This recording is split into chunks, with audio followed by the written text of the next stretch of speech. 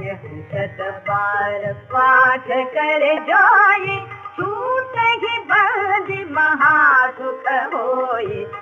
வணக்கம்.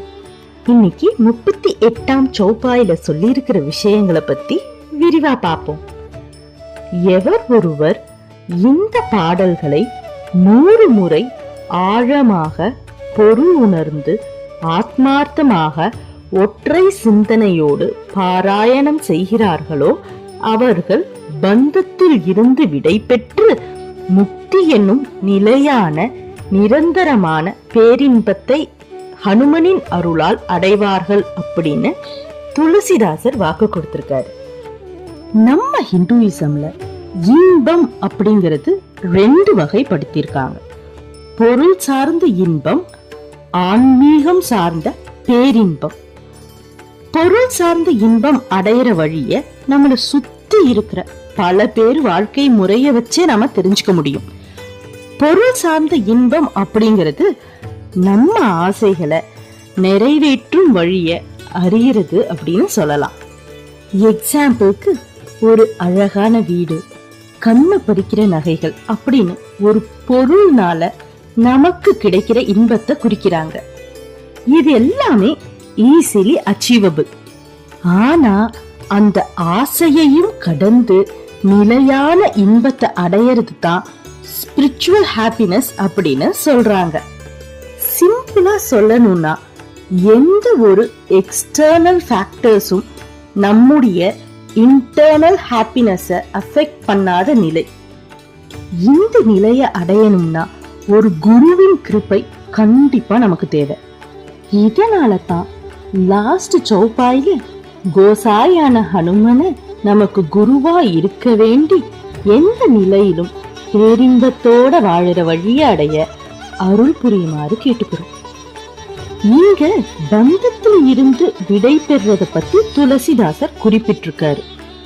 இதனுடைய புரிதல் ரொம்பவே முக்கியம். நம்முடைய தர்ம சாஸ்திரங்கள் பொறுத்தவரை கடமையை விடுத்து முக்தி அடைய வாய்ப்பே இல்லை அப்படிங்கறத தெளிவா சொல்லியிருக்காங்க. அதனால இங்க பந்தத்துல இருந்து விடை பெறது அப்படின்னு சொல்றத கிரகஸ்த கடமைகளை விடுக்கிறது அப்படின்னு தவறா புரிஞ்சுக்க வேண்டாம். பகவத்கீதையில முக்தியின் பாதைக்கான எக்ஸாக்ட் ஃபார்முலா கொடுத்திருப்பாங்க. அதுல இருக்கிற ஒரு வாசக பிரகாரம் நம்ம கடமைகளை செய்யத்தான் இந்த பிறப்பையே எடுத்திருக்கோம். நாம செய்யற இந்த கர்மங்கள் மூலமா தான் பரமாத்மாவையே நாம அடைய முடியும். இங்க பந்தத்தை விடுக்கிறது அப்படிங்கிறது யார் மீதும் அல்லது எதன் மீதும் விருப்பற்று வெறுப்பற்று பற்றற்று வாழும் வாழ்க்கையத்தான் குறிக்கிறாங்க. எல்லாவற்றையும் சமமாக பார்க்கிற பாவனையத்தான் பேரின்பத்தின் வழியா சொல்லியிருக்காங்க. இப்படிப்பட்ட பேரின்பம் ஹனுமன் சாலிசாவை 100 முறை பாராயணம் பண்ணும்போது கிடைக்கும் அப்படின்னு சொல்லியிருக்காங்க. ஆனா ஏன் 100 முறைன்னு சொல்லியிருக்காங்க? நாம பொருள் உணர்ந்து ஒரு வாசகத்தை மீண்டும் மீண்டும் படிக்கும் போது நம்மோட புரிதல் ஆழமாறத நம்மளால உணர முடியும்ல. அந்த கான்செப்ட் தான் இங்கேயும். ஹனுமன் சாலிசாவை பொருள் உணர்ந்து படிக்கும் போது நமக்கு என்ன வேணும், நாம என்னவா ஆகணும்னு நினைக்கிறோம், தர்மம் மோட்சம் பற்றிய புரிதலோட இந்த வாழ்க்கையில நம்முடைய தேடல் எல்லாவற்றையும் மீண்டும் மீண்டும் மனக்கண்கள்ல காண்றோம்.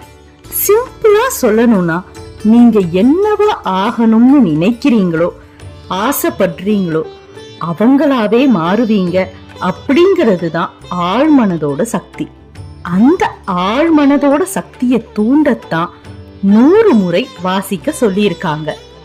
கிட்டத்தட்ட ரொம்ப ஃபேமஸான செல்ஃப் ஹெல்ப் புக்ஸா கருதப்படுற the secret, the power of your subconscious mind, the law of attraction போன்ற புத்தகங்கள்ல சொல்லப்பட்டிருக்கிற மேனிஃபெஸ்டேஷனோட சக்தியை பத்தி தான் துளசிதாசர் 500 வருடங்களுக்கு முன்னவே எழுதி வச்சிருக்காரு. ஆச்சரியமா இருக்குல்ல? சரி, இப்ப இந்த ஸ்லோகத்தோட ஆர்டர் வைஸ் மீனிங் ஒரு தடவை பார்த்துடலாம். ஜோ சாத் பாரா 100 முறை எவரெல்லாம் பாத்து கர கோயி இந்த ஸ்லோகங்களை வாசிக்கிறார்களோ சுட்டாகி பந்தி பந்தங்களிலிருந்து விடுபட்டு மகாசுக ஹோயி பேரின்பத்தை அடைவார்கள்னு துளசிதாசர் இந்த சௌபாயில குறிப்பிட்டிருக்காங்க. நன்றி.